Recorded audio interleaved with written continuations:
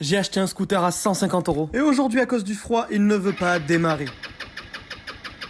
Bref, donc aujourd'hui je te montre comment démarrer n'importe quel scooter qui est en panne. Aujourd'hui c'est l'épisode 1. Car tout d'abord, la première chose à faire est de vérifier le fusible de démarrage. Il se trouve directement au niveau de la batterie. Et là malheureusement ce n'est pas ça. Le fusible est en clairement bon état, mis à part une petite oxydation, rien de grave. Et comme on peut le voir, j'en ai déjà un d'avance. Ça c'est cool. Bon, on peut clairement refermer tout ça et passer à la suite. Bon, pour le coup on va continuer sur le côté électricité et on va aller voir la bougie. Et non, pas celle que tu souffles, je parle de la bougie du moteur. Pour ça on commence à démonter tout ce qui est carénage et faire de la place au niveau du moteur. Bien entendu, il n'y a pas de vis car ça sert à rien et franchement ça fait gagner du temps au démontage. Du coup on va commencer par démonter l'antiparasite qui se trouve sur la bougie. Pour ça il suffit juste de tirer dessus. Une fois que c'est fait, on va directement venir dévisser la bougie. Et on va surtout venir la débloquer. Car une fois débloquée, il suffit juste de la dévisser à la main. Puis on retire les outils et on peut finir de sortir là. Et on le verra dans la partie 2, mais la bougie a un rôle clairement essentiel. Une fois retirée, on vient directement tester la bougie. On récupère l'antiparasite et on branche la bougie dessus. Ensuite, on dépose le bas de la bougie directement sur la masse, donc le moteur ou n'importe quelle partie du scooter, qui est reliée au châssis. Et à ce moment-là, on fait tourner le moteur et on vérifie qu'il ait bien les étincelles sur la bougie. Dans mon cas, celle-ci est en très bon état, du coup, je la remonte directement. Bien entendu, la bougie se sert à peine, c'est-à-dire qu'on vient embuter et on fait un quart. À présent, on va venir vérifier tout ce qui est arrivée d'essence sur le carburateur. Donc pour ça, il y a deux durites, une de dépression qui va permettre au robinet de s'ouvrir et une d'essence qui va alimenter le carburateur. Et pour ça, c'est très simple, on vient débrancher la durite d'arrivée d'essence. On la fait pendre là où on peut et on va venir aspirer dans la durite de dépression pour faire couler de l'essence par cette durite. Enfin, par la durite d'essence. Du coup, grâce à cette solution, on vient vérifier si le robinet d'essence fonctionne bien comme il faut. Dans mon cas, tout fonctionne bien comme il faut, donc on va aller chercher la panne plus loin. On va aller regarder au niveau de la dépression si on n'a pas un souci. Et là, surprise, la durite de dépression du carburateur était cassée. Il suffit juste de couper la partie abîmée et de le rebrancher. Sans oublier l'arrivée d'essence et on peut effectuer un démarrage. Contact et...